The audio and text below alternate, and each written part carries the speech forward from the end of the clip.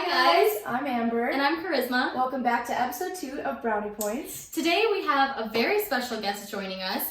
Mahek is a creative designer, business owner, and a full-time digital nomad. She's on a mission to empower women to follow their passions, and her company, her brand, supports female entrepreneurs by designing powerful branding and websites. She tucked away her college degree, left her tech job in the city, and pursued design and entrepreneurship in a modern way. Now she's become a go-to girl for all things design and personal branding. So without further ado, presenting episode 2 of Brownie Points on air with Mahek Lakhani. Hi, Mahek. Hi. Hi guys. How are you? Thanks for having me. Oh, Thank you for coming on. I'm so excited to be here and be your first guest. Yes, we are super excited. We've been talking about this for a long time, and I don't think we would have chosen anybody else to be our first person. So thank you so much. Yeah, seriously. Grateful. Thank you so much for joining us. So I think we should start a little bit about your background. Tell us who you are. Yeah, so I'm Mahek. I am from Chicago. Well, outside Chicago, it's whatever suburban says. Yeah. I went to Loyola University, basically lived here my whole life. After college, I ended up working in the city, and so Chicago was basically my whole life until one day I decided it wasn't going to be. And so, decided to just up and move to Spain one day, and then that led a snowball effect into me starting a design business, and that's where I am today. That's amazing. That's awesome. I have a quick question. Do you think that your culture and the way that you grew up and the environment that you grew up in played a big role in the decisions that you made? Because I know you're saying, you decided to take a different path. Did your culture play a role in that, or was that just kind of your own decision, or what was that about? Yeah, definitely. So being raised, by Pakistani immigrant parents, education was very important. And the kind of profession that you chose was also very important. Since I didn't want to go the typical doctor, lawyer kind of route, my parents, they really wanted me to go into business and something where the job was very stable and it had a promising career. At that time, I really wanted to be a teacher, and that wasn't very accepting to them. And so I did not go that route. I went and I studied healthcare management, and I, ticked off all the boxes, got my degree, got a good job in the city, all that great stuff. So definitely yes, until we decided, I did all that for you, now it's time for me. Yeah, that's crazy that you say that. I actually can relate to that so personally. I have always wanted to be a teacher. Since I was Really? since I think I was as old as I could talk, I wanted to be a teacher. I loved it. But I think a lot of, with me too, what played a big role was my culture, and I think in the brown community especially, it's very it's a norm that you should probably go into a path that is gonna be very easy, or a little bit easier to be settled and financially stable. So I can definitely relate on that part. And on the education thing, Yeah. I totally understand. I also have Pakistani parents, so I understand that education is really, really important. So I actually wanted to ask, do you want to go into talking about the education route and why you did that? And I heard a little bit about Spain, so maybe you want to tell everybody else what's going on with that?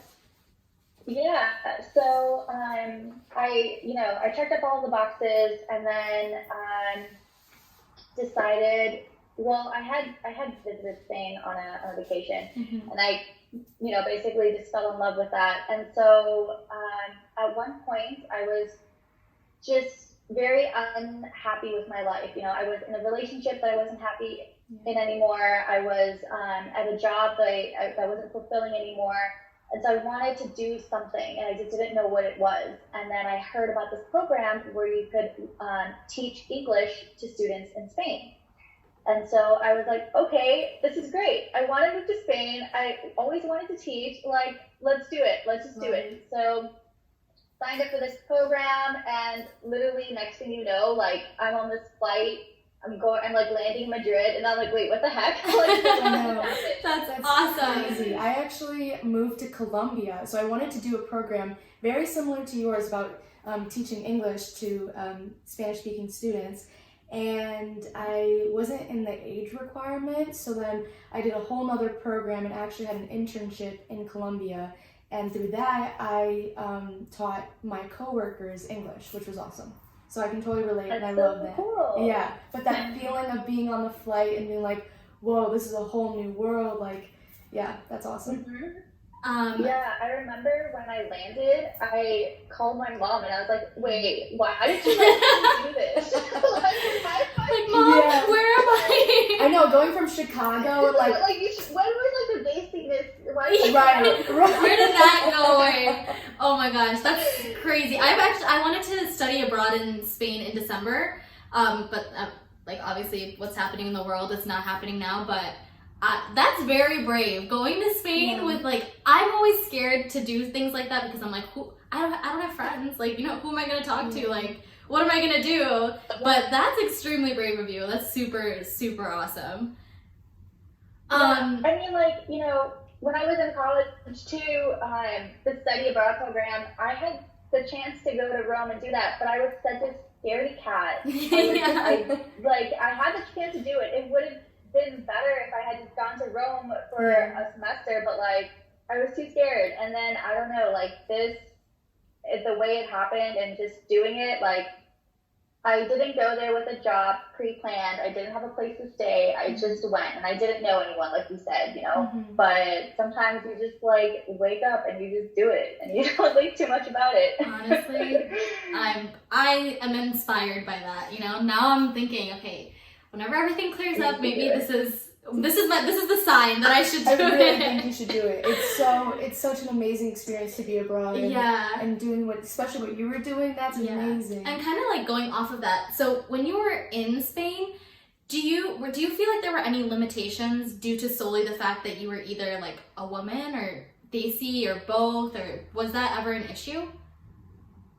You know, once I got there and I was looking for jobs, my name itself, you know, Mahek Lakhani, it's not a very typical name, and being Desi too, I just didn't look like a typical American, you know, the stereotype. So I felt like when I would go to interviews, it would be difficult, you know, to really get that position, especially like in big companies and things like that over there. But after that, I did end up finding a government job, which was great. And there wasn't any, like there I felt, you know, all welcoming and all, you know, totally normal and all that great stuff, which was great. But I feel like, yeah, maybe in like the privatized companies, it was just a bit harder, like with my name and being Desi looking that white. There was definitely some struggle there in the beginning. Yeah. So as you were living in Spain, like what made you want to start your own business on branding? Yeah, what was that switch of like, no, this is what I want to do now? Yeah, well, it wasn't really like that. It was, I knew for a while that I wanted to start my own business. You know, even though I thought teaching was like my thing, once I got there and I started teaching, I realized, okay, I miss talking to adults. I miss conversing with adults. I miss that collaborative, you know, work environment. Right. And I do also want to start a business because I knew that coming back to Chicago and finding a job was not something I wanted to do anymore. You know, like I had made this leap. I had moved over there and I was ready to like continue traveling, you know, to Asia and to other places. And I wanted to be able to do it while having like the freedom and the flexibility. So I knew I wanted to start a business. I just didn't know what it was going to be. And at the same time, I just started started learning these design programs, not really thinking like, oh, I could be a designer. Just started learning them, you know? And I swear it took me like almost a year to like put the two and two together. Like, oh wait, I'm learning these skills that can, you know, translate into an online service, you know? Wow, that's amazing. So, it was a very slow process. So when you were creating your business, what like obstacles did you face that you feel like maybe other people may not have? Like what was the struggle of like actually getting to where you are now? How was the whole process? Like, I know you said it was like a slow burner, but what happened when you started? Like, how did you even get people to, you know, trust you, and like, how did you get your clients and stuff like that? What was the process of that? Yeah, so, you know, once I launched, it was just all about, you know, showing up. You know, my business is mostly done through social media, so it's like all about showing up every day, giving value and all that good stuff. I felt like, you know, at the beginning, so it's interesting because my whole business is all about working with female entrepreneurs and, you know, helping them out. But in the beginning, I had a few men who came to me and who wanted like a design consultation from me. And, you know, I was just starting. I'm not going to say no to business. Right, so I said, let's call it. Sure, why not? Yeah.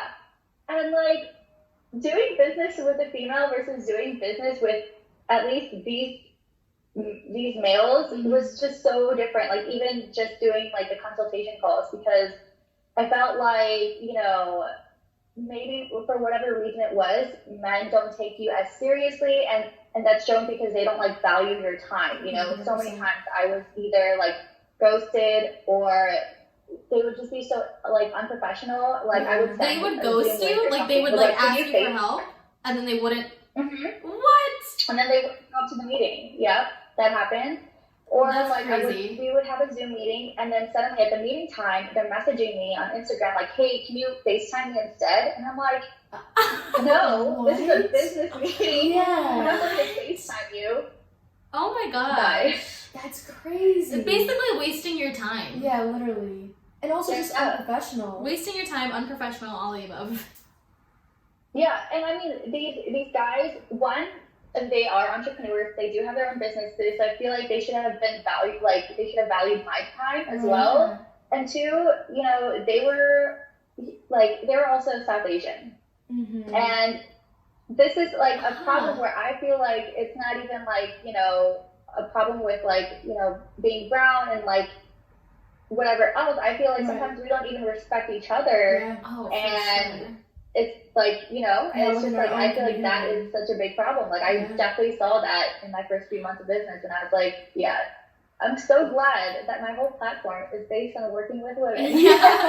No, us too. Yeah, us too. I mean, we hope like if, you know, any guys are listening to this, they understand why we feel the way that we feel sometimes. Like why, like it can come off as they're, you know, they seem like superior to us or whatever it may be. And especially within like a business setting, I think I've noticed it a lot too, whether, especially within like the South Asian community, where even with each other, there's like this like hierarchy that's so unbreakable, and it's almost like you lose that respect and that line of like, you know, knowing that this is business and this should stay professional. But that's exactly why we target most of our like audience, you know, our target audience is women, and we feel like we need to educate, you know, other people on why this is so like disrespectful and why we feel this way. I mean, more importantly, it is women of color too, because as a minority starting a business, you may understand that there's also you have to do a lot more work, you know, putting yourself out there and having your own platform. So I wanted to ask actually, what do you think that means to you being a woman of color? Like, have you faced any obstacles specifically being a woman of color? And have you been treated in a different way? Or, just talk about your experience. Yeah, I think, like, to be honest, for the most part, growing up in Chicago, you know, like, I mainly grew up in Skokie, and it's such a diverse town. So it didn't feel like I was a minority. It didn't feel like I was, you know, not equal or whatever. That's awesome. I did also spend some time growing up in Dallas, and so that was very different. I had a few years of elementary in Dallas, and then again in high school. So there, I would say, you know, it's definitely different in Texas than in Chicago. Yeah. But I think for the most part, since I did spend most of my time here and growing up here, like it didn't feel like I was a minority. It didn't feel like I didn't have the same opportunities. Yeah. Do you feel like you are mostly focused on like women entrepreneurs because like you feel like they may not have like the same opportunities, or do you feel like what's the reason that it's like yeah, all females? You know what? It's totally because of like our culture and like the expectations we have when we're growing up, like to be a certain way. And I feel like to even be a female and to be an entrepreneur, like that's not very common, right? And especially in our culture, like if you add our culture to that is not common at all. And so I feel like, by like my whole business is a business to business, right? Like I help other businesses. So I'm helping other female entrepreneurs build their businesses, go to market, and like get those clients, get those customers and whatnot. So I want to like help other females like, become business owners, right? And it's just like we don't have the same opportunities and we have way more expectations on us, and it's harder to break through those barriers and break through all of that and even get to that point. Mm-hmm. So like 100% we need all the support we can get, right? Yes, I definitely 100%. agree. So I wanted to ask you another question. What are some of the biggest lessons you've learned throughout your journey? I think the thing that I see time and time again is that like when you take a big risk, when you do something outside of your comfort zone, when you just, go all in on something, and it's scary to do that because you don't know what the outcome is going to be, right? It's freaking scary, whether you're investing a bunch of money, whether you're putting yourself out there, whether you're flying across the world, whatever it is, you don't know the outcome, so it's really scary. But when you do something like that, I feel like the universe always has your back. Yeah. Right? If you just put you're all in it, the universe has your freaking back, and like it will help you, it will support you, it will like make your dreams come true. Yeah. You just gotta like be willing to take that risk. I love that. I needed to hear that today. I honestly kind of like live by that every time, like whether it's like relationships or it's friendships or it's like school or whatever it is, like I'm always a big advocate of like taking risks. I have like a tattoo in my like language that says without fear and without hate. So like whenever I do things, I try not to fear. Like even if I don't know the outcome, that's like my biggest thing. I fear a lot. But like I think when you realize, when you let go of that fear and you're just like, you know what? Like what's the worst that could happen? It doesn't work out. Great, start over. Start again. What? Right. Like it's nothing. It's not a big deal. Just start over and start fresh. Like it's actually so eye-opening, and I think it opens up so many more opportunities as well. Right. But yeah, no, I really like that. That was very inspirational. I really needed to hear that today. I need to make some calculated risks. Yes. Well, on that note, we have this fun little segment that we're starting with all of our guests. So we want to give you the opportunity to earn some brownie points. So we want to ask an overarching like question that we feel is one that can make a really big impact on whoever's listening. So what's some advice that you can give to whether it's younger girls or older women or men, even like anybody that you feel needs some advice, and if they're struggling, and at least in our community, to confine to parents' expectations or are wanting to do something different with their lives but are nervous or just don't feel like it's going to work out? I mean, I feel like you kind of answered that, but like what advice could you give? Yeah, I think when it comes to what you said, parents and expectations, at the end of the day, you do have to realize, like, it is your life, and if you are in a job for your parents' expectations, that 9 to 5, that 40 hours a day that you're spending, it's what you have to do. Your mom is not coming and doing that for you. Your dad's not coming and doing that for you, right? So you have to love it. You have to, like, love it, and you have to fight for that. If you have to fight for that, and, hopefully it's in a nice way, like, fight for that in, like, in a gentle conversation kind of way. Gentle conversation. Yes.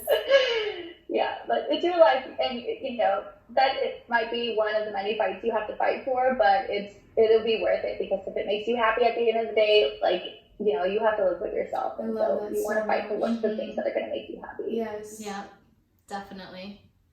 Wow, I'm getting very inspired. I know, I'm like, whoo. Maybe I should be going into teaching, Mom. I think maybe you should go into motivational speaking. I'm like rethinking my whole career choice now. I'm like, am I doing the right thing? No, yeah, sure. Thank you so much for your advice and your journey. We appreciate you so much. We're literally so grateful to have you on our first episode with somebody else. Yeah. But yeah, this was awesome. I think I learned a lot. And yeah, for everyone listening out there, please go check Mahek out on Instagram. Yes. If you want to plug your Instagram now, go for it. It's your moment. It's at herbrand, HERBRAND_. Perfect. Did y'all hear that? For all design and business and entrepreneur tips. Or even if you just want some advice. She's a great motivational speaker. So once again, at herbrand with an _ at the end on all socials. So please go follow her. We love her, clearly. Yes. And I think that's all we have time for today. Thank you for being on. Thank you. We really appreciate it. So thank you guys for listening, and I hope you guys enjoyed this episode. I know we really did. Yeah. Super excited to have more people on, and yeah, this is just the start. So stay tuned, guys. We love y'all. Love y'all. Stay sweet.